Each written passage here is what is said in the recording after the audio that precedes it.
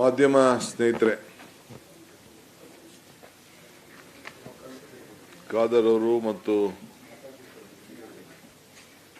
ಸುರೇಶ್ ಅವರು ಕೂಡ ಇದ್ದಾರೆ.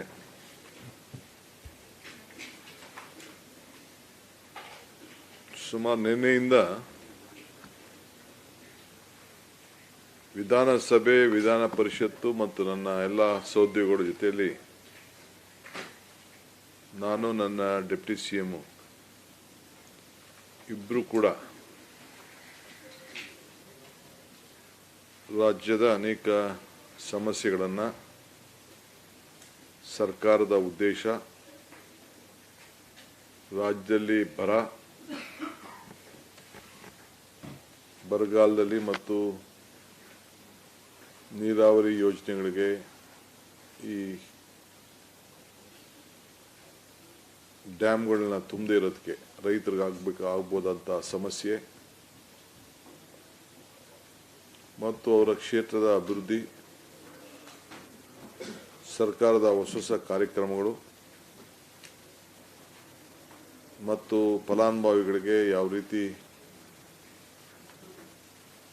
ಗ್ಯಾರಂಟಿ ಯೋಜನೆ ಫಲಾನುಭವಿಗಳಿಗೆ ಯಾವ ರೀತಿ ಹೊಸದಾಗಿ ನಾವು ಪರಿಷ್ಕರಣೆ ಮಾಡ್ತಾ ಇದ್ದೀವಿ, SIR ವಿಚಾರ,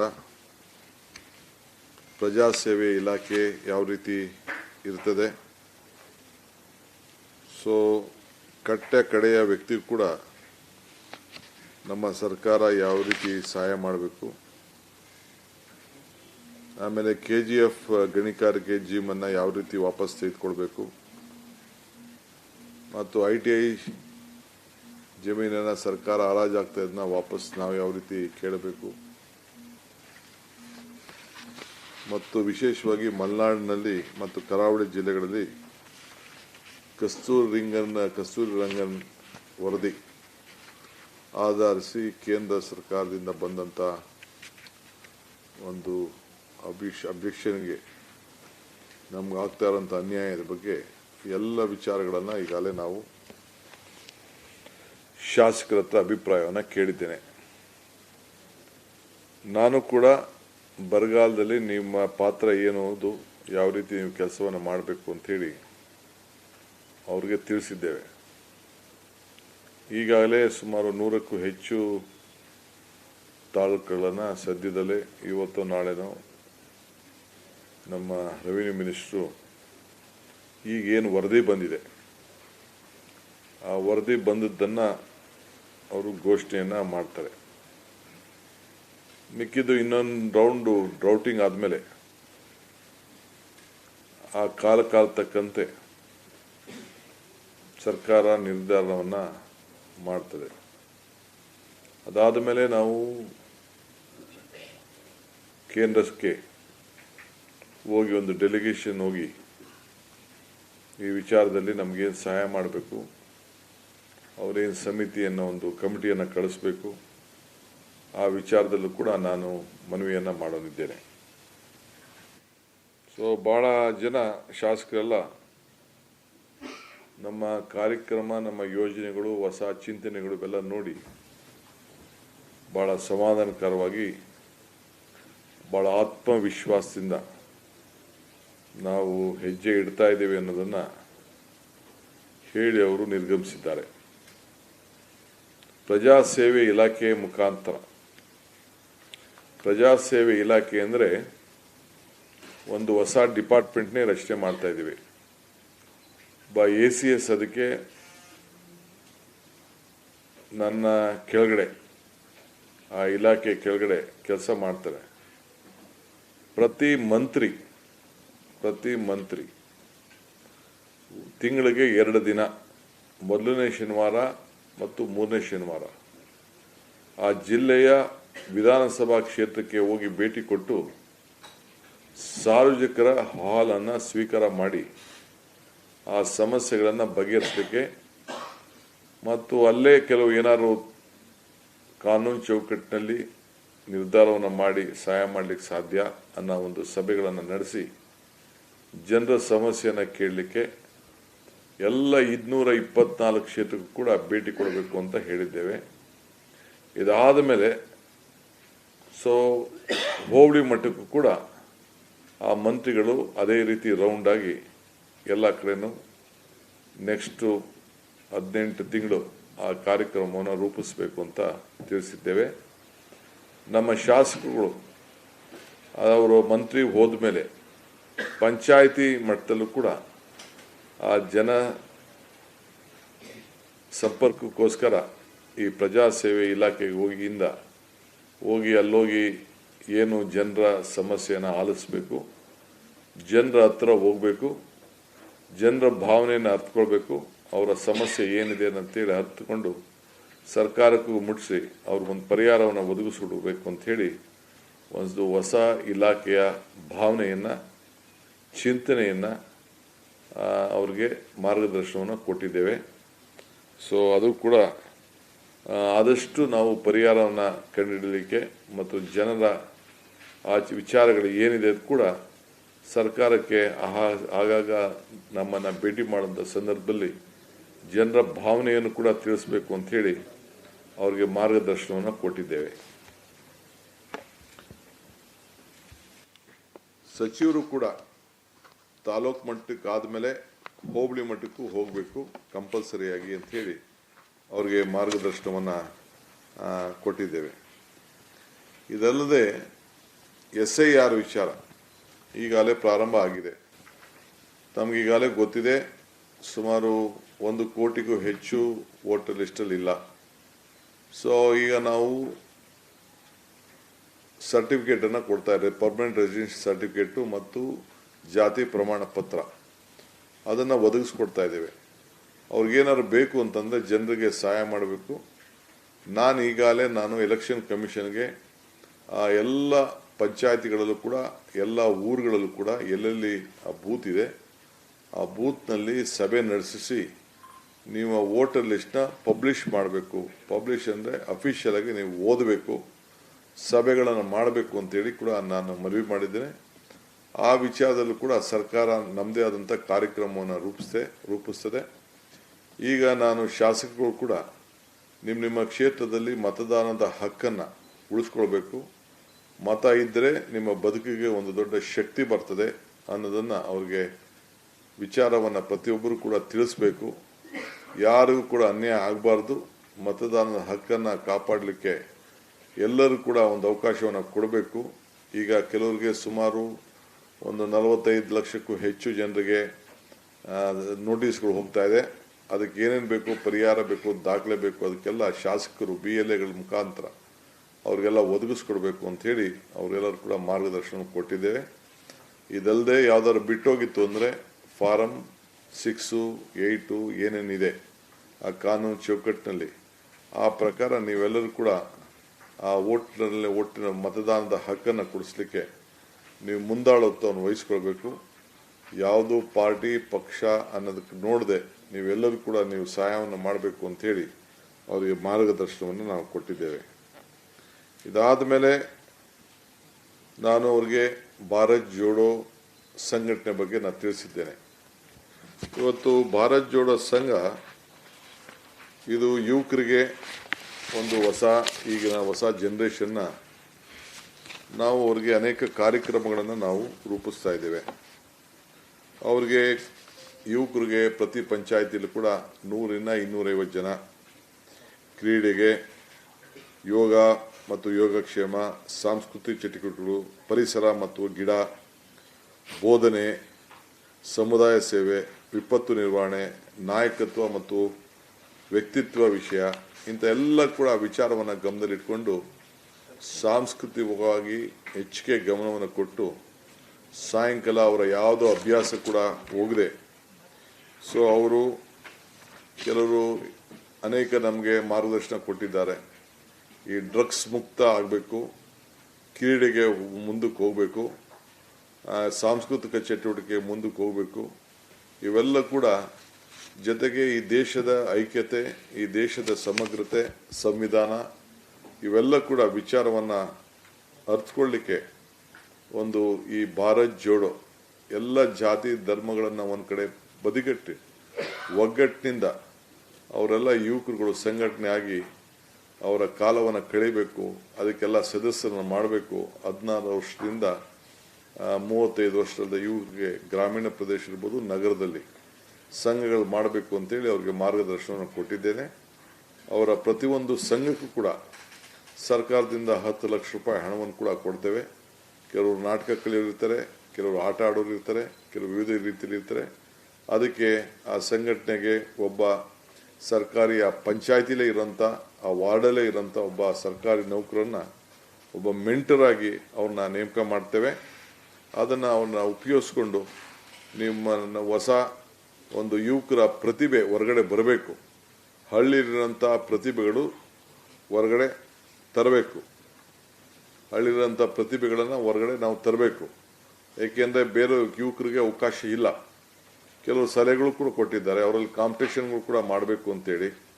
ಸೊ ಆ ವಿಚಾರದಲ್ಲಿ ಅವ್ರವ್ರ ಏನು ಪ್ರತಿಭೆಗಳಿದೆ, ಗ್ರಾಮೀಣ ಪ್ರದೇಶದ ಪ್ರತಿಭೆ, ಆ ಭಾಗದಲ್ಲಿ ಏನೇನು ಪ್ರತಿಭೆಗಳಿದೆ ಅವಕ್ಕೆಲ್ಲ ಕೂಡ ಈಗ ನಾವು ದಕ್ಷಿಣ ಕನ್ನಡದಲ್ಲಿ ಅವ್ರದ್ದೇ ಆದಂಥ ಒಂದು ಕೆಲವು ಪ್ರತಿಭೆಗಳಿದೆ, ಮಲೆನಾಡಲ್ಲಿ ಅವ್ರದ್ದೇ ಆದಂಥ ಪ್ರತಿಭೆ ಇದೆ. ಸೊ ಹಂಗೆ ಬೇರೆ ಬಯಸಿ ಮೇಲೆ ಒಂದೇ ಅವ್ರದ್ದೇ ಆದಂಥ ಒಂದು ಪ್ರತಿಭೆ ಇದೆ. ಇವೆಲ್ಲ ಕೂಡ ಈಚೆ ಹೊರಗಡೆ ತರಬೇಕು ಅನ್ನೋ ದೃಷ್ಟಿಯಿಂದ ಈ ಸಂಘಟನೆಗಳನ್ನ ಮಾಡಿದ್ದೇವೆ ಅನ್ನೋದನ್ನು, ಈ ಸಂಘಗಳನ್ನು ಸ್ಥಾಪನೆ ಮಾಡಲಿಕ್ಕೆ ಹೊರಟಿದ್ದೇವೆ. ನೀವೆಲ್ಲ ಸದಸ್ಯರನ್ನು ಮಾಡಬೇಕು. ಅವರು ಒಂದು ಮೆಂಬರ್ ಆಗಬೇಕಾದವನು ಒಂದು ಫೋಟೋ, ಅವನ ಇತಿಹಾಸ ಮತ್ತು 10 ರೂಪಾಯಿ ಫೀಸನ್ನು ಕೊಟ್ಟು ಆ ಸಂಘಕ್ಕೆ ಮೆಂಬರ್ ಆಗಬೇಕು ಅಂತ ಹೇಳಿದ್ದೇನೆ. ಪ್ರತಿ ಪಂಚಾಯತಿಗೆ ಕನಿಷ್ಠ 100 ಜನರು ಇರಬೇಕು. 100 ಜನ ಇಲ್ಲ ವಾರ್ಡ್ಗೆ, ಅದಕ್ಕೊಂದು ಜನಸಂಖ್ಯೆ ಆಧಾರ ನಿರ್ಧಾರ ಮಾಡಿದ್ದೇನೆ. ಪಟ್ಟಣ ಪಂಚಾಯತಿಗೆ ಎಷ್ಟು, CMCಗೆ ಎಷ್ಟು, ನಗರಸಭೆಗಳಿಗೆ ಎಷ್ಟು, ಕಾರ್ಪೊರೇಷನ್ಗೆ ಎಷ್ಟು ಅಂತೇಳಿ ಒಂದು ಜನಸಂಖ್ಯೆ 10,000 ಜನಸಂಖ್ಯೆ ಕಾರ್ಪೊರೇಷನ್ ಏರಿಯಾಲಿ, ಪಟ್ಟಣ ಪಂಚಾಯತಿಲಿ ಒಂದು 4,000, 6,000 ಈ ರೀತಿ ಒಂದು ಗೈಡ್ಲೈನ್ಸ್ ಇದೆ. ಆ ಗೈಡ್ಲೈನ್ ಪ್ರಕಾರ ಆ ವ್ಯಾಪ್ತಿಯಲ್ಲಿ ತಾವು ಮಾಡಬೇಕು ಅಂಥೇಳಿ ನಾನು ಅವ್ರಿಗೆ ಮಾರ್ಗದರ್ಶನವನ್ನು ಕೊಟ್ಟಿದ್ದೇನೆ. ಸೊ ಅದರಿಂದ ಏನೇನು ಅನುಕೂಲ ಆಗ್ತದೆ ಅಂತ ಕೂಡ ವಿವರವನ್ನು ಅವ್ರಿಗೆಲ್ಲ ತಿಳಿಸಿದ್ದೇನೆ. ಸೊ ಎಲ್ಲರೂ ಕೂಡ ಖಂಡಿತ ನಾವು ಮಾಡ್ತೇವೆ ಅಂಥೇಳಿ ಹೋಗಿದ್ದಾರೆ. ವಿಶೇಷವಾಗಿ no to drugs, yes to sports. No to drugs, yes to ನಮ್ಮ ಸಾಂಸ್ಕೃತಿಕವಾದಂಥ ಚಟುವಟಿಕೆಗಳಿಗೆ, ನಮ್ಮ ಅನೇಕ ಚಟುವಟಿಕೆಗಳಿಗೆ, ಪರಿಸರ ಒಳಗೊಂಡಂತೆ ಇವೆಲ್ಲ ಕೂಡ ಕಾರ್ಯಕ್ರಮವನ್ನು ಮಾಡಬೇಕು ಅಂಥೇಳಿ ಅವ್ರಿಗೆಲ್ಲ ಮಾರ್ಗದರ್ಶನವನ್ನು ಕೊಟ್ಟಿದ್ದೇವೆ. ಸೊ ಅವ್ರಿಗೆ ಇಷ್ಟು ದಿನ ಟ್ರಯಲ್ಗೆ ನಾವು ಆನ್ಲೈನ್ ಇಟ್ಟಿದ್ದು, ಈಗ ಮುಂದಕ್ಕೆ ಆಫ್ಲೈನ್ಗೆ ಅವಕಾಶವನ್ನು ಕೊಟ್ಟು ಮಾರ್ಗದರ್ಶನ ಕೊಟ್ಟು ಮಾಡಿದ್ದೇವೆ. ಈಗ ಆನ್ಲೈನಲ್ಲೇ ಸುಮಾರು 7 ಲಕ್ಷ ಜನ ಮೆಂಬರ್ಶಿಪ್ಪನ್ನು ತೆಗೆದುಕೊಂಡಿದ್ದಾರೆ. ಒಂದು ಸತಿ ಮೆಂಬರ್ಶಿಪ್ ಆದಮೇಲೆ ಆ ಪಂಚಾಯತಿ ವ್ಯಾಪ್ತಿಯಲ್ಲಿ, ಆ ವಾರ್ಡಲ್ಲಿ, ಆ ವಾರ್ಡ್ ಹೆಸರಿನಲ್ಲಿ ಭಾರತ್ ಜೋಡೋ ಯುವ ಸಂಘ, ಅದು ಯುವಕ ಸಂಘ, ಅದು ರಿಜಿಸ್ಟ್ರೇಷನ್ ಆಗ್ತದೆ.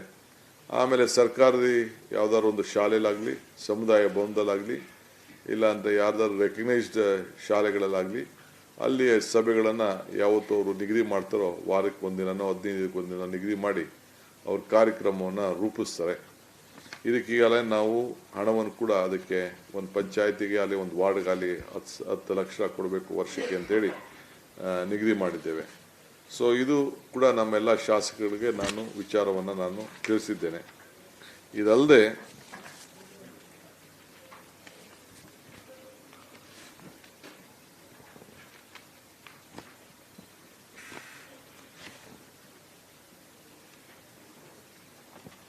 ಕೆಲವರು ಅವರವರ ಕ್ಷೇತ್ರದ ಅನೇಕ ಸಮಸ್ಯೆಗಳನ್ನು ಕೂಡ ನನ್ನ ಹತ್ರ ಚರ್ಚೆ ಮಾಡಿದ್ದಾರೆ. ಅದನ್ನು ಕೂಡ ನಮ್ಮ ಹಣದ ಗಮನದಲ್ಲಿಟ್ಕೊಂಡು ಯಾವ ರೀತಿ ಅದನ್ನು ಉಪಯೋಗಿಸಬೇಕು, ಯಾವುದು ಕೂಡ ಕ್ಷೇತ್ರದ ಅಭಿವೃದ್ಧಿಗೆ ಪ್ರತಿಯೊಬ್ಬ ವ್ಯಕ್ತಿ ಕೂಡ ಯಾವುದೇ ಫಲಾನುಭವಿಗಳು ಕೊಡಬೇಕಾದ್ರೆ ಎಲ್ಲ ದಾಖಲೆ, ಫೋಟೋ, ಅವನಿಗೆ ಹಣ ಕೊಡಬೇಕಾದ್ರೆ, ಅವನಿಗೇನಾದ್ರು ಸಹಾಯ ಮಾಡಬೇಕಾದ್ರೆ, ಆ ಫಲಾನುಭವಿ ಆಯ್ಕೆ ಮಾಡಬೇಕಾದ್ರೆ ಪ್ರತಿಯೊಂದು ಕ್ಷೇತ್ರದಲ್ಲೂ ಕೂಡ ಆ ಫಲಾನುಭವಿಗಳ ಇಂದಿನ ಪರಿಸ್ಥಿತಿ ಏನಿತ್ತು, ಕೊಟ್ಟ ಮೇಲೆ ಏನಾಗಿದೆ, ಅವನ ಫೋಟೋ, ಭಾವಚಿತ್ರ ಎಲ್ಲ ಕೂಡ ನೀವು ಇಟ್ಕೊಳ್ಬೇಕು, ವಿಡಿಯೋ ಮಾಡಬೇಕು.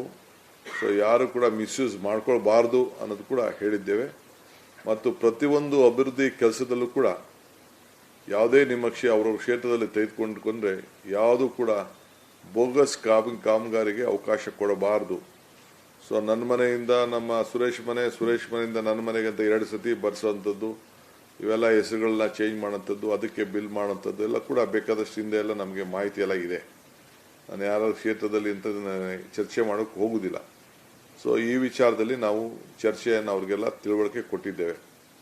ಇದಲ್ಲದೆ ನಮ್ಮ ರೆವಿನ್ಯೂ ಇಲಾಖೆ ವತಿಯಿಂದ ಈಗಾಗಲೇ ನಮ್ಮ ಪರಮೇಶ್ವರ್ ಅವರು ಪ್ರತಿ ಒಂದು ಜಿಲ್ಲೆಯಲ್ಲಿ ಕನಿಷ್ಠ ಒಂದು 50,000 ಸೈಟರು ಹಂಚಬೇಕು ಅಂಥೇಳಿ ಒಂದು ಕಾರ್ಯಕ್ರಮವನ್ನು ರೂಪಿಸಿದ್ದಾರೆ. ಸೊ ಎಲ್ಲ ಸರ್ಕಾರಿ ಎಲ್ಲೆಲ್ಲಿ ಜಮೀನಿದೆ ಅದನ್ನೆಲ್ಲ ಈಗಾಗಲೇ ಐಡೆಂಟಿಫಿಕೇಶನ್ ಮಾಡ್ತಾ ಇದ್ದೀವಿ. ಯಾರ್ಯಾರು ಬಡವರು ಸೈಟ್ ಇಲ್ಲ ಅವರಿಗೆಲ್ಲ ಸೈಟ್ ಕೊಡಬೇಕು ಅಂತೇಳಿ ಕಾರ್ಯಕ್ರಮವನ್ನು ಕೂಡ ಈಗಾಗಲೇ ನಮ್ಮ ಅಧಿಕಾರಿಗಳಿಗೆ ನಾವು ತಿಳಿಸಿದ್ದೇವೆ.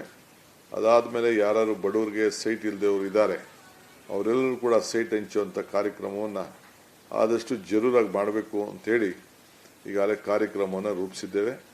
ಇದ್ರ ಜೊತೆಗೆ ನಾನು ತಾಲೂಕ್ ಪಂಚಾಯಿತಿ, ಗ್ರಾಮ ಪಂಚಾಯಿತಿ, ಜಿಲ್ಲಾ ಪಂಚಾಯಿತಿ, ನಗರಸಭೆ, ಕಾರ್ಪೊರೇಷನ್ ಎಲ್ಲ ಈ ನವೆಂಬರು ಒಳಗಡೆ, ಈಗ ಡಿಸೆಂಬರ್ ಒಳಗಡೆ ಕಾರ್ಪೊರೇಷನ್ ಎಲೆಕ್ಷನ್ ಮಾಡಲೇಬೇಕು ನಾವು. ಸೊ ಎಲ್ಲರೂ ಕೂಡ ನಾವು ಮಾಡಲೇಬೇಕಾಗ್ತದೆ. SIR ಎಲೆಕ್ಷನ್ ಆದ ತಕ್ಷಣ, SIR ಮುಗಿದ ತಕ್ಷಣ ಅದನ್ನು ಎಲೆಕ್ಷನ್ ಡೇಟ್ನ ನಾವು ನಮ್ಮ ಇವ್ರಿಗೆ ಬರೆದು ಎಲೆಕ್ಷನ್ನ ಮಾಡಬೇಕು ಅಂತೇಳಿ ಅವ್ರಿಗೆ ಹೇಳಿದ್ದೇವೆ. ಏಕೆಂದರೆ ಇದರಿಂದ ನಮಗೆ ಗ್ರಾಂಟ್ಗಳಿಗೆ ತೊಂದರೆ ಆಗ್ತದೆ, ಜೊತೆಗೆ ಕೇಂದ್ರ ಸರ್ಕಾರದಿಂದ ಬರುವಂಥ ಹಣಕ್ಕೂ ಕೂಡ ತೊಂದರೆ ಆಗ್ತದೆ. ಇದಕ್ಕೆ ನಾವು ಅವಕಾಶ ಕೊಡಬಾರ್ದು ಅಂತೇಳಿ ಅದನ್ನು ತಿಳಿಸಿದ್ದೇನೆ. ಇನ್ನೊಂದು ಭಾಳ ಪ್ರಮುಖವಾದ ವಿಚಾರ ಏನಂದರೆ, ಕೈಗಾರಿಕೆಗಳಿಗೆ ಸಂಬಂಧಪಟ್ಟಂತೆ ಗ್ರಾಮೀಣ ಪ್ರದೇಶದಲ್ಲಿ, ತಾಲೂಕುಗಳಲ್ಲಿ, ಡಿಸ್ಟಿಕ್ಕಲ್ಲಿ ಅಲ್ಲೂ ಕೂಡ ಪ್ರೋತ್ಸಾಹ ಕೊಟ್ಟು ಆದಷ್ಟು ಜನರಿಗೆ ವಲಸೆ ಬರೋದನ್ನು ತಪ್ಪಿಸ್ಲಿಕ್ಕೆ ಅಲ್ಲಲ್ಲೇ ಏನೇನು ಮಾಡಬೇಕು ಅನ್ನೋದು ಕೂಡ ನಾವು ನಿಮ್ಮ ಕ್ಷೇತ್ರದಲ್ಲಿ, ನಿಮ್ಮ ಜಿಲ್ಲೆಯಲ್ಲಿ ಏನಾದರೂ ಸಮಸ್ಯೆ ಇದ್ದರೆ ಅಂತೇಳಿ ತಿಳಿಸಿ ಅಂತ ಕೂಡ ತಿಳಿಸಿದ್ದೇನೆ. ಸೊ ಇದು ಭಾಳ ಪ್ರಮುಖವಾದಂಥ ವಿಚಾರಗಳನ್ನು ಇವತ್ತು ನಾವು ಅರ್ಥಪೂರ್ಣವಾಗಿ ಚರ್ಚೆಯನ್ನು ಮಾಡಿದ್ದೇವೆ. ಇನ್ನೊಂದು ಭಾಳ ಪ್ರಮುಖವಾದ ವಿಚಾರ ಏನಪ್ಪ ಅಂದರೆ, ಕಸ್ತೂರಿ ರಂಗನ್ ವರದಿ ಏನು ಬಂದಿದೆ, ಪಶ್ಚಿಮ ಘಟಕದ ಪರಿಸರ ಸೂಕ್ಷ್ಮ ಪ್ರದೇಶ ಅಂತೇಳಿ ಕೇಂದ್ರದಿಂದ ಕರಡು ಅಧಿಸೂಚನೆ ಬಂದಿದೆ. ಇದಕ್ಕೆ ನಮ್ಮ ರಾಜ್ಯದ ನಿಲುವು ಏನು ಅನ್ನೋದು ಭಾಳ ಪ್ರಮುಖವಾದಂಥ ವಿಚಾರ. ಸೊ ಇದರಿಂದ ನಮಗೆ ಬಂದಿರೋಂಥ ಮಾಹಿತಿ ಪ್ರಕಾರ ಈಗ ನಮಗೆ ಸ್ವಲ್ಪ 6 ತಿಂಗಳು ಟೈಮ್ ಕೊಟ್ಟಿದ್ದಾರೆ. 10 ಜಿಲ್ಲೆಯಲ್ಲಿ 33 ತಾಲೂಕು, 14,449 ಗ್ರಾಮಗಳು ಇಲ್ಲಿ ಬರ್ತದೆ. ಸೊ ಕರ್ನಾಟಕದಲ್ಲಿ 20,668 ಚದರ ಕಿಲೋಮೀಟರ್ ಪ್ರದೇಶ ಇದೆ. ಸೊ ಇಲ್ಲಿ ಮುಂದೆ ನಮ್ಮ ಕೃಷಿಕರ ಜೀವನೋಪಾಯಕ್ಕೆ, ಅವರ ಮೂಲ ಸೌಕರ್ಯ ಮತ್ತು ಅವರ ಭವಿಷ್ಯ ಅಭಿವೃದ್ಧಿಗೆ ಭಾಳ ತೊಂದರೆ ಆಗ್ತಾ ಇದೆ. ಸೊ ಇದನ್ನು ಯಾವ ರೀತಿ ನಾವು ರಕ್ಷಣೆ ಮಾಡಬೇಕು ಅಂತ ಹೇಳಿ ಈಗಾಗಲೇ ಚರ್ಚೆ ಮಾಡಿದ್ದೇವೆ. ಹಿಂದೆ ಕೂಡ ನಮ್ಮ ಸರ್ಕಾರ ಇದನ್ನು ತಿರಸ್ಕರಿಸಬೇಕು ಅಂಥೇಳಿ ನಾವು ಕ್ಯಾಬಿನೆಟಲ್ಲಿ ಸಿದ್ದರಾಮಯ್ಯನವರ ಸರ್ಕಾರ ಇದ್ದಾಗ ನಾವು ಅದನ್ನು ಮಾಡಿದ್ದು. ಆದರೂ ಕೂಡ ಅವರು ಅದನ್ನು ಪರಿಗಣದೆ ಈಗ ಏಕಪಕ್ಷೀಯ ನಿರ್ಧಾರವನ್ನು ತೆಗೆದುಕೊಂಡಿದ್ದಾರೆ.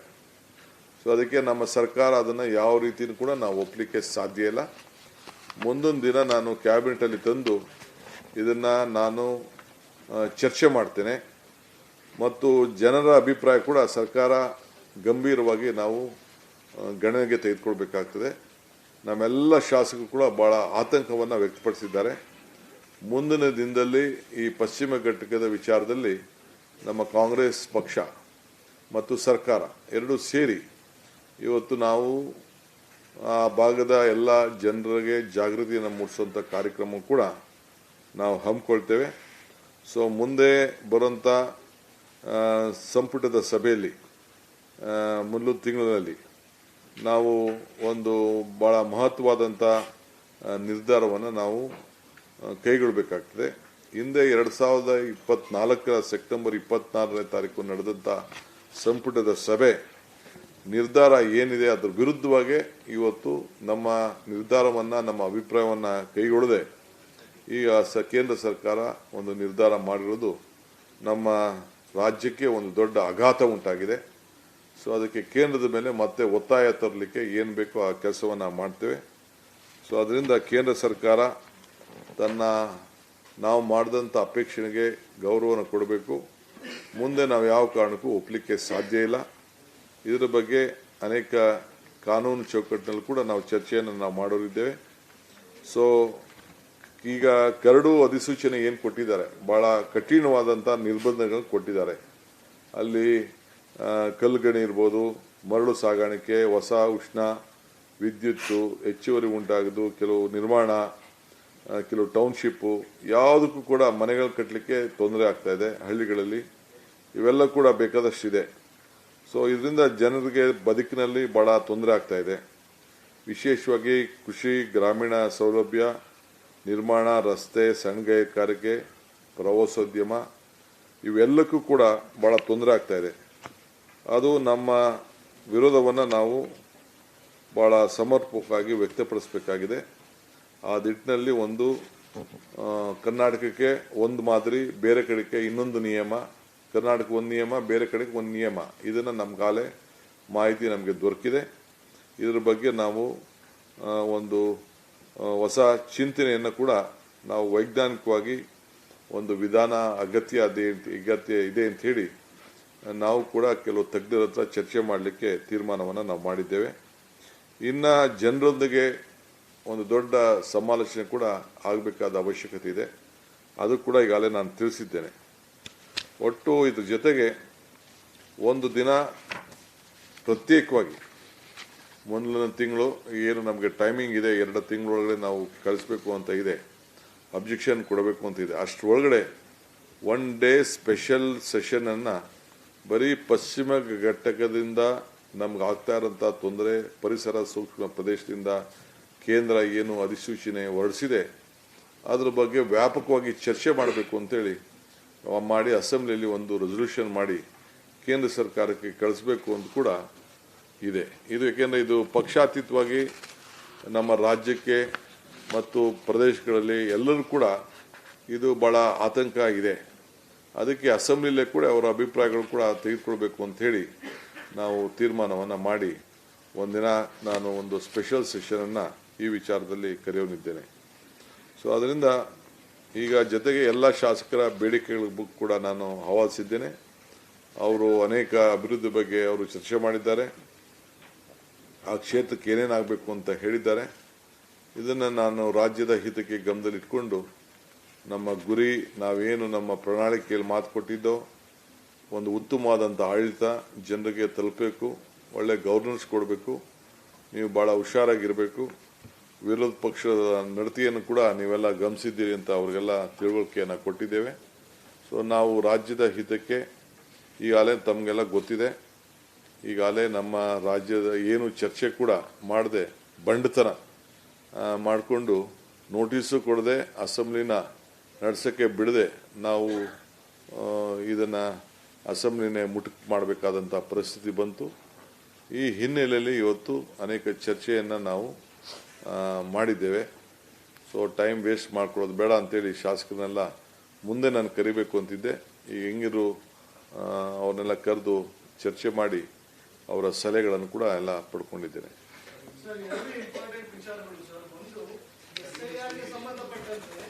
ನಿಮ್ಮ ಸರ್ಕಾರದ ನಿಲುವು ಯಾಕಂದ್ರೆ ಲೀಗಲಿ ಅದು ಸ್ಟ್ಯಾಂಡ್ ಆಗುತ್ತೆ ಅನ್ನೋದೊಂದು, ಯಾಕಂದ್ರೆ ಎಲೆಕ್ಷನ್ ಕಮಿಷನ್ ತಂದೆ ರೀತಿಯಾದಂತಹ ರೀಸನ್ಗಳನ್ನು ಕೊಟ್ಟಿದೆ. ಸೆಕೆಂಡು, ಕಸ್ತೂರಿ ರಂಗನ್ ರಿಪೋರ್ಟ್ಗೆ ನಿಮ್ಮ ಒಂದು ಡಿಸಿಷನ್ ಆಲ್ರೆಡಿ ಆಗಿದೆ.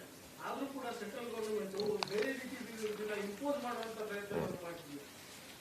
ಈಗ SIR ವಿಚಾರದಲ್ಲಿ ನಾನು ವಿಭಿನ್ನವಾದಂಥ ಅಭಿಪ್ರಾಯನ ವ್ಯಕ್ತಪಡಿಸಿದ್ದೇನೆ.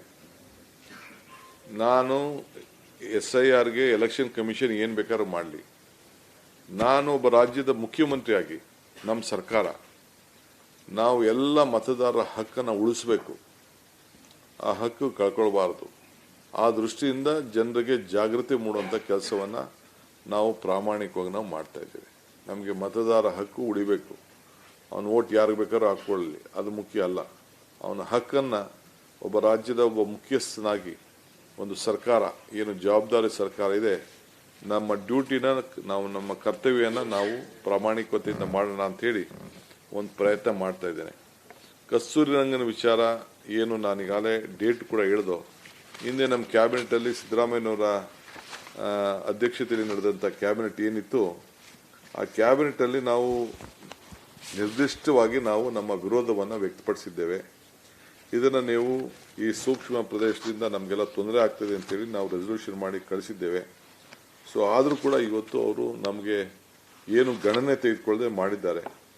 24 ಸೆಪ್ಟೆಂಬರ್ ಏನು 26ನೇ ತಾರೀಕು ನಾವು ನಡೆದಂಥ ನಿರ್ಧಾರ ಏನಿದೆಯಲ್ಲ ಅದು ಈಗಾಗಲೇ ನಾವು ಕಳಿಸಿದ್ರು ಕೂಡ ಅವ್ರು ತಿರಸ್ಕಾರ ಮಾಡಿದ್ದಾರೆ.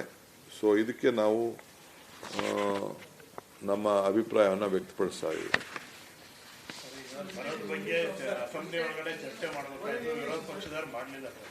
ನೀವು ಸರ್ಕಾರದಿಂದ ಏನು ಇಮಿಡಿಯೇಟ್ ಆಕ್ಷನ್ಸ್ಗಳು ಇರ್ತವೆ ಸರ್? ಯಾಕಂದ್ರೆ ಬರ ನಾನು ಅದನ್ನೇ ಹೇಳ್ತಾ ಇದ್ದೀನಲ್ಲ, ವಿರೋಧ ಪಾರ್ಟಿಯವ್ರಿಗೆ ಬಡವ್ರ ಬಗ್ಗೆ, ಬರದ ಬಗ್ಗೆ, ನೀರಾವರಿ ಬಗ್ಗೆ ಏನು ಆಸಕ್ತಿ ಇಲ್ಲ. ಅವರಿಗೆ ರಾಜಕಾರಣ ಬೇಕು. ಅದಕ್ಕೆ ನಾವು ಈ ಅಸೆಂಬ್ಲಿಲಿ ಚರ್ಚೆ ಆಗಲಿ ಅಂತಿದ್ದೋ, ಈಗಿಲ್ಲ. ಈಗ ಯಾವುದಾದ್ರು ಬರೋ ತಾಲೂಕು ಅಂತೇಳಿ ಇದನ್ನು ಈಗಾಗಲೇ ತೀರ್ಮಾನ ಮಾಡಿದ್ದೇವೆ. ಅದೆಲ್ಲ ರಿಪೋರ್ಟ್ಸ್ ಬಂದಿದೆ. ಇದರಲ್ಲಿ ನಾವು ಟೆಕ್ನಿಕಲ್, ಯಾಕೆಂದರೆ ನಾವೇನು ಇಲ್ಲಿ ವೈಯಕ್ತಿಕವಾಗಿ ಯಾವ ತಾಲೂಕು ಸೇರಿಸಬೇಕು ಬಿಡಬೇಕು ಅಂತಿಲ್ಲ. ಯಾವುದು ಎಲಿಜಿಬಿಲಿಟಿ ಪ್ರೋಸೆಸ್ಸಲ್ಲಿದೆ ಆ ಪ್ರಕಾರ ನಾವು ಎಲ್ಲೆಲ್ಲಿ ಮಳೆ ಬಂದಿಲ್ಲ ಇದನ್ನೆಲ್ಲ ಡ್ರೌಟಿಂಗ್ ಎಲ್ಲ ಆಗಿ ಆ ವರದಿ ಆಧಾರದ ಮೇಲೆ ಈಗಾಗಲೇ ತೀರ್ಮಾನವನ್ನು ಮಾಡಿದ್ದೇವೆ. ನಾಳೆನೋ ನಾಳಿದ್ದೋ ಇಲ್ಲ ಇವತ್ತೋ ನಮ್ಮ ಡೆಪ್ಯೂಟಿ CM ನಿಮಗೆ ಯಾವ ತಾಲೂಕು ಬರ ಅಂತೇಳಿ ಘೋಷಣೆ ಮಾಡ್ತಾರೆ. ಅದಕ್ಕೆ ಎಷ್ಟು ಅನುದಾನ ಬಿಡುಗಡೆ ಮಾಡೋದಕ್ಕೆ ಈಗಾಗಲೇ ನಾನು ಒಂದೊಂದು ಕ್ಷೇತ್ರಕ್ಕೆ ಕುಡಿಯೋ ನೀರಿಗೋಸ್ಕರ 1 ಕೋಟಿ ಬಿಡುಗಡೆ ಮಾಡಿದ್ದೇನೆ. ಇದಲ್ಲದೆ ಇನ್ನು ಸುಮಾರು ಹೆಚ್ಚು ಕಮ್ಮಿ ಒಂದು 100 ಕೋಟಿಗೂ ಹೆಚ್ಚು ಡೆಪ್ಟಿ ಕಮಿಷನರ್ಸ್ ಅಕೌಂಟಲ್ಲಿ ನಾವು ಎಕ್ಸ್ಟ್ರಾ ಇಟ್ಟಿದ್ದೇವೆ, PD ಅಕೌಂಟಲ್ಲಿ ಇಟ್ಟಿದ್ದೇವೆ. ಸೊ ಅದು ಕೂಡ ಎಮರ್ಜೆನ್ಸಿಗೆ ಯಾರು ಬೇಕಾದ್ರೂ ಆ ಜಿಲ್ಲೆಯಲ್ಲಿ ಸಂಬಂಧಪಟ್ಟವ್ರಿಗೆ ಅವ್ರಿಗೆ ಅಧಿಕಾರ ಇದೆ. ಅವರು ಕಮಿಟಿ ಅಧ್ಯಕ್ಷರಿರ್ತಾರೆ, ಶಾಸಕರು. ಅವರು ಅದನ್ನು ನಿರ್ವಹಿಸಲಿಕ್ಕೆ ಅವ್ರಿಗೆ ಎಲ್ಲ ಥರದ ಮಾರ್ಗದರ್ಶನವನ್ನು ಕೊಟ್ಟಿದ್ದೇವೆ. ಇದಲ್ಲದೆ ಇದು ಮೆಮೊರಂಡಮ್ ಕೊಡಬೇಕು, ಅದಕ್ಕೂ ಕೂಡ ನಾವು ಈಗಾಗಲೇ ಸಿದ್ಧತೆಯನ್ನು ಮಾಡ್ತಾಯಿದ್ದೀವಿ. 1 ವಾರದಲ್ಲಿ ಡಿಕ್ಲೇರ್ ಮಾಡಿದ ತಕ್ಷಣ ಅದನ್ನು ಒಂದು ಟೈಮ್ ತೆಗೆದುಕೊಂಡು ಹೋಗಿ ಬರ್ತೇವೆ. 102 ತಾಲೂಕಲ್ಲಿ ಈಗಾಗಲೇ ಗ್ರೌಂಡು ಟ್ರೂತ್ ಕಂಪ್ಲೀಟ್ ಆಗಿದೆ. ಇದನ್ನು ಡ್ರಾಟ್ ಎಫೆಕ್ಟ್ ನೋಟಿಫಿಕೇಶನ್ ಕೂಡ ಸದ್ಯದಲ್ಲೇ ಬಿಡುಗಡೆ ಆಗ್ತದೆ.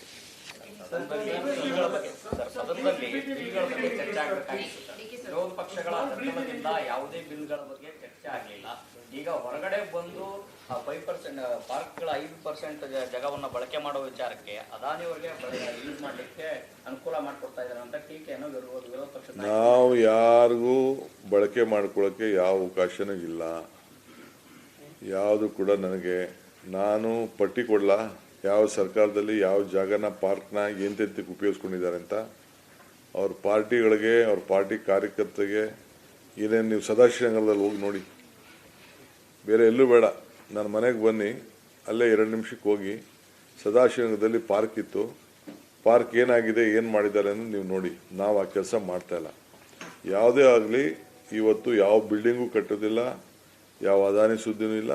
ಕೆಲವು ಸಂದರ್ಭದಲ್ಲಿ ಕೆಲವು ಪಾರ್ಕ್, ಈಗ ರೋಡ್ಗಳನ್ನು ಅಗಲ ಮಾಡಬೇಕಾದ್ರೆ ಸಾರ್ವಜನಿಕ ಕೆಲಸಕ್ಕಿರುವಂಥ ಸಂದರ್ಭದಲ್ಲಿ ನಾವು ಅದನ್ನು ಕಾನೂನು ಚೌಕಟ್ಟಿನಲ್ಲೇ ನಾವು ಮಾಡಬೇಕು ಅನ್ನೋ ದೃಷ್ಟಿಯಿಂದ ಕೆಲವು ಸಾರ್ವಜನಿಕರ ಅನುಕೂಲಕ್ಕೆ ಯಾವುದಾದ್ರು ಬಂತು ಅಂದರೆ ಒಂದು 5% ಉಪಯೋಗ ಮಾಡ್ಕೊಳ್ಳಿಕ್ಕೆ ಅವಕಾಶ ಆಗಬೇಕು ಅನ್ನೋ ದೃಷ್ಟಿಯಿಂದ ಇದು ಒಂದೇ ಕಡೆ ಅಲ್ಲ, ಬೇರೆ ಬೇರೆ ಕಡೆ ಎಲ್ಲ ಆದಷ್ಟು ಕೆಲವು ಕಡೆ ರೋಡ್ಗಳನ್ನ ವೈಡಿಂಗ್ ಮಾಡೋಂಥ ಒಂದು ಅನಿವಾರ್ಯತೆ ಕೂಡ ಇದೆ. ಬೇರೆ ಜಾಗಕ್ಕೆ ನಾವು ಪ್ರೈವೇಟ್ ಜಾಗ ಆದರೆ 1:2 ಅವ್ರಿಗೆ ಹಣ ಕೊಡಬೇಕಾಗ್ತದೆ, ಇಲ್ಲ TDR ಕೊಡಬೇಕಾಗ್ತದೆ.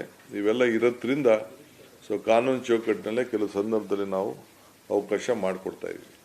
ವಿರೋಧ ಪಕ್ಷದವರು ಕಲಾಪದಲ್ಲಿ ಯಾವ ವಿಚಾರ ಇಟ್ಕೊಂಡು ಪ್ರತಿಭಟನೆ ಮಾಡಿದ್ರು ಸರ್, ಅದರ ಮುಂದುವರೆದ ಭಾಗವಾಗಿ ಸಚಿವ ನಾಗೇಂದ್ರ ಅವರು ರಾಜೀನಾಮೆ ಇಂಗಿತ ವ್ಯಕ್ತಪಡಿಸಿದ್ದಾರೆ ಅನ್ನುವಂತ ಮಾಹಿತಿ ಬರ್ತಾ ಇದೆ ಸರ್. ನೋಡಿ, ಅವರು ವಿರೋಧ ಪಾರ್ಟಿಯವರು ಮಾಡ್ತಾ ಇದ್ದಾರೆ. ಪಾಪ ನಾಗೇಂದ್ರ ಯಾವತ್ತೂ ಕೂಡ ಪಕ್ಷದ ವಿಚಾರದಲ್ಲಿ ಹಿಂದೆ 2 ವರ್ಷ ಹಿಂದೆನೇ ಕೂಡ ಏನು ನಿರಪರಾಧಿ, ನಮ್ಮ ಒತ್ತಡಕ್ಕೆ ನಾವೇ ಆತನ ಕೈಲಿ ರೆಸಿಗ್ನೇಷನ್ನ ತೆಗೆದುಕೊಂಡಿದ್ದು. ಯಾವತ್ತೂ ಕೂಡ ಪಕ್ಷದ ಒಬ್ಬ ಶಿಸ್ತಿನ ಸಿಪಾಯಿ, ಅವರ ನಾಯಕತ್ವದಲ್ಲಿ ನಮಗೆ ಅಪಾರವಾದಂಥ ವಿಶ್ವಾಸ ಇದೆ. ನೋಡೋಣ, ಈಗ ಸದ್ಯಕ್ಕೆ ಯಾವ ಥರದ ಅಂಥದ್ದೇನೂ ಇಲ್ಲ. ಇಲ್ಲ, ನಾನು ಹೋಗ್ತಾ ಇರೋದು ಈಗ ನಮ್ಮ ಕಾಂಗ್ರೆಸ್ ಕಚೇರಿ ಉದ್ಘಾಟನೆ ಮಾಡೋದಿದೆ, ಫೌಂಡೇಶನ್ ಇದೆ, ಮತ್ತು ಕೆಲವು ಅನೇಕ ಪ್ರಮುಖವಾದಂಥ ವಿಚಾರಗಳಿದೆ. ಅದನ್ನು ನಮ್ಮ ನಾಯಕರುಗಳನ್ನ, ಕೆಲವು ಸೆಂಟ್ರಲ್ ಮಿನಿಸ್ಟರ್ಸ್ನ ಕೂಡ ಕೆಲವು ವಿಚಾರದಲ್ಲಿ ಭೇಟಿ ಮಾಡಬೇಕಾಗಿದೆ. ಈ ಕೆಲವು ನಮ್ಮ ಲೀಗಲ್ ಎಕ್ಸ್ಪರ್ಟ್ಸ್ನ ಭೇಟಿ ಮಾಡಬೇಕಾಗಿದೆ. ಏಕೆಂದರೆ ಈ ನೀರಿನ ಮಧ್ಯೆ 15 ದಿನಕ್ಕೆ ವಾರಕ್ಕೆ ಕರೀತಾ ಇದ್ದಾರೆ ಕಮಿಟಿನ. ಸೊ ಇನ್ನು ಮಳೆ ನಮಗೆ ಸರಿಯಾಗಿ ಬರ್ತಾ ಇಲ್ಲ. ಈಗಾಗಲೇ ಕೆಲವು ಜಾಗದಲ್ಲೆಲ್ಲ ಕೆಲವೆಲ್ಲ ರೈತರುಗಳು ಸ್ವಲ್ಪ ಗಲಾಟೆ ಮಾಡ್ತಾ ಇದ್ದಾರೆ. ಸೊ ಲೀಗಲ್ ರೆಮಿಡಿ ಏನು ಮಾಡ್ಬೋದು ಅಂತೇಳಿ ನಮ್ಮ ಲೀಗಲ್ ಎಕ್ಸ್ಪರ್ಟ್ಸ್ನ ನಾನು ಸ್ವಲ್ಪ ಚರ್ಚೆ ಮಾಡಬೇಕು.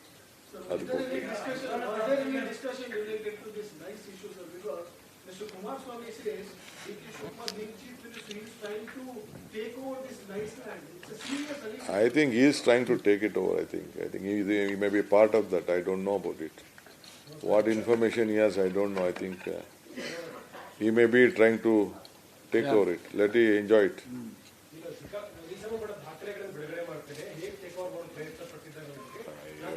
ಅಯ್ಯೋ ಏನು ಬೇಕಾದ್ರೂ ಮಾಡ್ಕೊಳ್ಳಿ ಬಿಡಪ್ಪ. ಅಯ್ಯೋ I don't want to answer to them. ನನಗೆ ಯಾಕೆ ಅವ್ರಿಗೆ ಉತ್ತರ ಯಾಕೆ ಕೊಡಬೇಕು? ಅವ್ರು ಏನು ಬೇಕಾದ್ರೂ ಪದೇ ಪದೇ ತಮ್ಮನ್ನ ಟಾರ್ಗೆಟ್ ಮಾಡಿ ಹೇಳ್ತಾ ಇದ್ದಾರೆ ಸರ್. ನನ್ನ ಹೆಸರು ಮಾತಾಡಿದ್ರೆ ಅವ್ರಿಗೆ ಅವ್ರ ಪಾರ್ಟಿಲಿ ಕೀಮತ್ ಬರೋದು. ಬಿಜೆಪಿಯವರು ಮಾರ್ಕೆಟ್ ಅಲ್ಲೂ ಕೂಡ ಮಾಡೋದು. Sir, but these kind of comments actually, sir, over the government and the chief minister. ಆಡ್ಲಿ ಬಿಡಿ ಅವರೆಲ್ಲ ಪಾಪ. ನೆನ್ಸ್ಕೋಬೇಡ, ಎಲ್ಲ ನಿದ್ರೆ ಬರೋದಿಲ್ವಲ್ಲ ಕೆಲವ್ರಿಗೆ.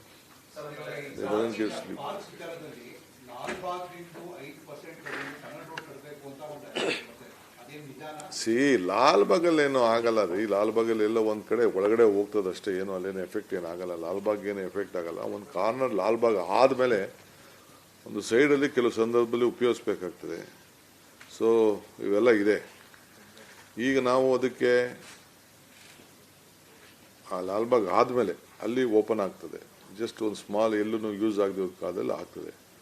ಕೆಲಸಕ್ಕೆ ಸ್ವಲ್ಪ ಸಂದರ್ಭದಲ್ಲಿ ಉಪಯೋಗಿಸ್ಬೋದು. ಮೆಷಿನರಿ ಮತ್ತೊಂದಕ್ಕೆ ಒಂದು 6 ತಿಂಗಳು ವರ್ಷಕ್ಕೆ ಉಪಯೋಗಕ್ಕೆ ಒಂದು ಮೂಲೆಯಲ್ಲಿ ಎಲ್ಲೂ ಏನು ಪ್ರಯೋಗ ಮಾಡ್ತಾರೆ ಆಗ್ಬೋದು ಅಷ್ಟೇ. ಅದು ಬಿಟ್ಟರೆ ಬೇರೆ ಏನಿಲ್ಲ. ಈಗ ನಾವು ಲಾಲ್ಬಾಗ್ ಅಂತದನ್ನ 6 ಜಾಗ ಈಗಾಗಲೇ ಐಡೆಂಟಿಫೈ ಮಾಡಿದ್ದೀನಿ, ಫಾರೆಸ್ಟ್ ಜಾಗಗಳನ್ನ. ಈಗ ಅವ್ರ ಹತ್ರ ಎಲ್ಲ ಫಾರೆಸ್ಟ್ ಡಿಪಾರ್ಟ್ಮೆಂಟ್ ಅಂತ ಮಾತಾಡಿದ್ದೀನಿ.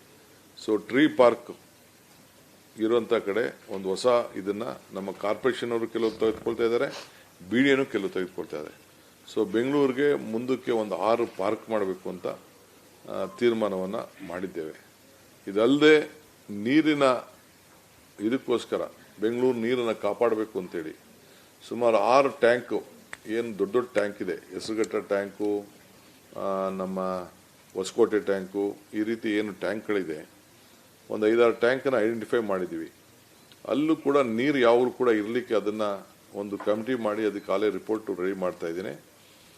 ಯಾವ ರೀತಿ ಆ ಟ್ಯಾಂಕ್ ಉಳಿಸ್ಕೊಂಡು ಅಂತರ್ಜಲವನ್ನು ಹೆಚ್ಚಿಸಬೇಕು ಅಂತ ಮುಂದಕ್ಕೆ ನೆಕ್ಸ್ಟ್ 25 ಇಯರ್ಸ್ಗೆ ಬೆಂಗಳೂರಿಗೆ ಅನುಕೂಲ ಆಗಬೇಕು. ಸೊ ಯಾಕೆಂದರೆ ಒತ್ತುವರಿ ಎಲ್ಲ ಈಗಿಂದನೇ ಸ್ಟಾಪ್ ಮಾಡಬೇಕು ಆ ಟ್ಯಾಂಕ್ಗಳಲ್ಲಿ. ಅದಕ್ಕೆ ಬಂದೋಬಸ್ತ್ ಮಾಡಬೇಕು, ಯಾವ ರೀತಿ ಆಳ ಮಾಡಬೇಕು, ನೀರು ಯಾವುದು ಸೀವೇಜ್ ವಾಟರ್ ಒಳಗಡೆ ಹೋಗಬಾರ್ದು ಅಂತ ಎಲ್ಲದಕ್ಕೂ ಕೂಡ ಈಗಾಗಲೇ ಕ್ರಮ ಕೈಗೊಳ್ಳಲಿಕ್ಕೆ ನಾನು BWSSBಗೆ, ಲೇಕ್ ಡೆವಲಪ್ಮೆಂಟ್ ಅಥಾರಿಟಿ ಅವ್ರಿಗೆ, ಮೈನರ್ ಇರಿಗೇಷನ್ ಅವ್ರಿಗೆ, BDAಗೆ, BWSSB ಅವ್ರಿಗೆ ಎಲ್ಲರೂ ಕೂಡ ಮಾರ್ಗದರ್ಶನ ಕೊಟ್ಟು ಅವ್ರ ಕೈಲಿ ಈಗಾಗಲೇ ಒಂದು ರಿಪೋರ್ಟ್ ರೆಡಿ ಮಾಡಿ ಅಂತ ಹೇಳಿದ್ದೇನೆ. ಈಗ ತೂರಳ್ಳಿ ಫಾರೆಸ್ಟು, ತೋಟಿಕಲ್ಲು ಫಾಲ್ಸು, BM ಕಾಲ್ ಫಾರೆಸ್ಟು, ಬಸವಂತರ, ಮಂಡೂರು, ಜ್ಯೋತಿಪುರ ಇವೆಲ್ಲ ಕೂಡ ಒಟ್ಟು ಒಂದು 5,000 ಚಿಲ್ಲರೆ ಏಕರಲ್ಲಿ ಈ ಹೊಸ ಪಾರ್ಕ್ ಮಾಡಲಿಕ್ಕೆ ಪಾಪ ಜನರಿಗೆ ಒಂದು ಗ್ರೀನರಿಗೋಸ್ಕರ ಒಂದು ತೀರ್ಮಾನವನ್ನು ಮಾಡಿದ್ದೇವೆ. ಕೆರೆ ಹೇಳಿದ್ನಲ್ಲ, ಹೆಸರುಘಟ್ಟ, ಬೆಟ್ಟದ ಕೋಟೆ ಟ್ಯಾಂಕು, ಹೊಸಕೋಟೆ, ಎಲೆ ಮಲ್ಲಪ್ಪನ Shetty lake, Bannerughatta lake, Bagalur lake, Bairamangala lake ಇವೆಲ್ಲ ಕೂಡ ಒಂದು ಹೊಸ ಜೀವ ಕೊಡಲಿಕ್ಕೆ ಒಂದು ಕಾರ್ಯಕ್ರಮವನ್ನು ರೂಪಿಸ್ತಾ ಇದ್ದೇವೆ. ಕುಮಾರಸ್ವಾಮಿ CM ಆಗಿದ್ದಾಗ ಫೋನ್ ಟ್ಯಾಪಿಂಗ್ ವಿಚಾರ ಮಾಡಿದ್ದಾರೆ, ಅನಗತ್ಯವಾಗಿ ಮತ್ತು ಮುನ್ನಿಕರವಾಗಿ ಫೋನ್ ಟ್ಯಾಪಿಂಗ್ ಮಾಡಿದ್ದಾರೆ, CPF ಚಾರ್ಜ್ ಶೀಟ್ ಅಲ್ಲಿ. ನನಗೇನದ್ರ ಮಾಹಿತಿ ಇಲ್ಲ. ಹಿಂದೆ ಪೇಪರಲ್ಲಿ ಓದಿದ್ದೆ.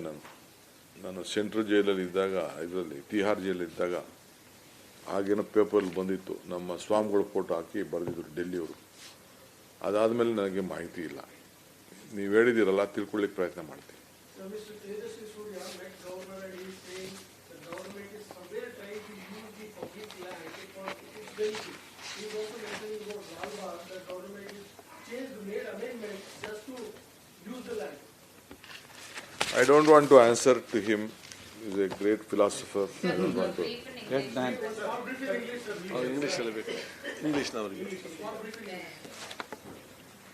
So last 2 days I had a meeting with all my legislators, including MLCs. I think more than 95% of all the MLAs and MLCs attended, including the ministers. We have discussed a lot of issues connecting how the new government has to work, what are the problems arising out of us now, and what are the issues which we have to take on priority because there is a big drought situation, how the drinking water problem and the fodder issue has to be sorted out. So I have discussed with all of them. They have given a lot of suggestions.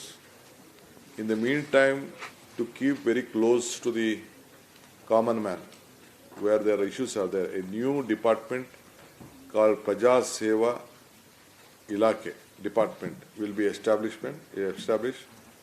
Is a minister will head it, and under me a department will be there.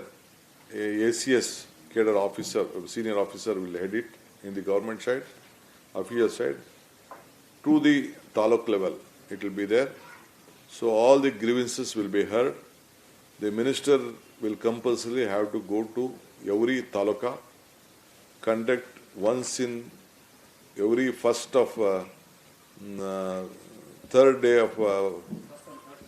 and third Saturday of every month. Compulsory he has to visit a taluk headquarters, conduct this meeting. After the taluks are over, then he has to go to the Hobli level, and all the MLAs have to compulsory visit the Panchayat headquarters and conduct such meetings. Apart from the regular meetings, what they do, he has to go compulsory visit. If he doesn't go, the MLA doesn't go, the officers will definitely go and do their job on the behalf of the government. That is the directions I have given to all the MLAs, and I have informed them about that. The second issue about the SIR, I have briefed them. More than 40, nearly 45 lakhs of them will be getting notices, and some of the names have been left out. How to see that we protect their votes, because right to vote and right to live is very much important. So as a government, it is a bound duty of us to see that everyone have their voting right. So we are encouraging our legislators, see that in the future, whatever the new role has been announced, objection has to be filed, and the document has been provided. Government of Karnataka, we are very happy to tell that I have already taken a decision to issue them residential certificate, permanent residential certificate, which the document government will provide. And there are more than 4.5 crores caste certificate which is available in the document. They can take out that and submit that document along with the objections, whatever they needed. So that is the directions I have given to them. I want to see that every section of the society, every voter will get his voting right. That is the main duty of my government. So that is the discussion we have done. Then about the new Bharat Jodo Yuva Sangha, how it is important. Say no to drugs, yes to sports, yes to culture, yes to environment, yes to leadership.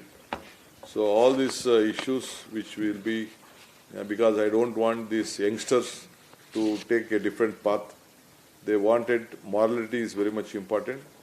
So it is better to guide them. So these sanghas, these youth clubs will be their social activities, so that they never divert on alcohol or drugs or any other activities. The national integration is very much important. So unity is important. Without caste, creed, they should forget. They should all work unitedly in the panchayat. Minimum 100 to 250 members should be enrolled. Only 10 rupees is to be provided for the membership. And a mentor will be appointed by the government, and he will conduct the meetings as they desire. Someone may opt for sports, some may opt for culture, some may opt for rehabilitation schemes or whatever, about more than 10 or 12 programs we are given. We will leave the option to them only. They will select that. some greenery, public plantation, lot of programs will go to give, we have given them. So they can opt and they can all work together with unity and integrity. This is the important. Apart from that, very important issue which has been raised today is on Kasturi Rangan report, which the central government has rejected our request given by the state government earlier at the heading of Mr. Siddaramaiah. We passed in the cabinet approval, so they have rejected, and it is affecting 10 districts, 33 taluks and 1,449 villages. It is affecting. It will affect all their livelihood for the road, construction, development. Nothing can be done. So we can't accept that this one. They have given 60 days time to file our objection. We are going to file the objection. We are going to go to the villages, tell to the people, conduct meetings, make them little bit conscious on this, educate them. So I have requested my MLAs and our leaders to educate what will be affected out of it. The central government has taken this wrong decision at the appropriate time. So we will oppose it. In the next cabinet, I am going to take a decision. And within the stipulated time, I have discussed with my colleagues, and we are going to call one day a special session to discuss on this effect of that, and we will pass a resolution and we will send it to the central government in this regard. The objections, whatever we wanted to file, the opinion of the State Assembly.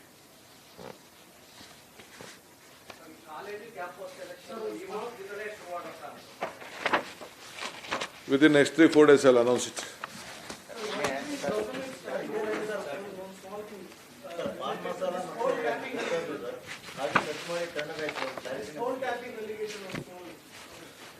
No, I heard that town planning long back. Still, I have not looked at. My friend has been brought me to my notice. I will look at it. I will see. I don't know what is that actual fact of the case. It's been speculated that Mr. B. Nagendra has offered the resignation. Sir, if we told that Mr. B. Nagendra has offered resignation, is that true, sir? Sir ಮತ್ತೆ cabinet ರಿಶಫಲ್ ಆಗುತ್ತೆ ಅನ್ನುವಂತಹ ಚರ್ಚೆ ಕೂಡ ನಡೀತಾ ಇದೆ sir, ಹೌದಾ sir?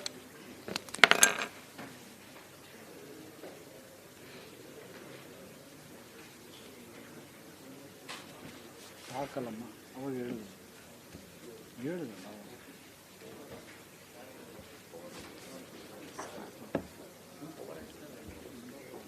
ನಾಳೆ appointments ministers ಹತ್ರ ನಾಳೆ ಚರ್ಚೆ ನಡೀತಾ ಇದೆ. ರಿಶಫಲ್ ಆಗುತ್ತೆ ಕ್ಯಾಬಿನೆಟ್ ಮತ್ತೆ ಅನ್ನುವಂಥದ್ದು, ಕೆಲವೊಂದು ಬದಲಾವಣೆ ಆಗುತ್ತೆ ಅನ್ನುವಂಥ ಚರ್ಚೆ ನಡೀತಾ ಇದೆ, ಹೌದಾ ಸರ್? ನಿಮ್ಗೇನಾದ್ರು ಗೊತ್ತಿರೋ ತಿಳಿಸಿ.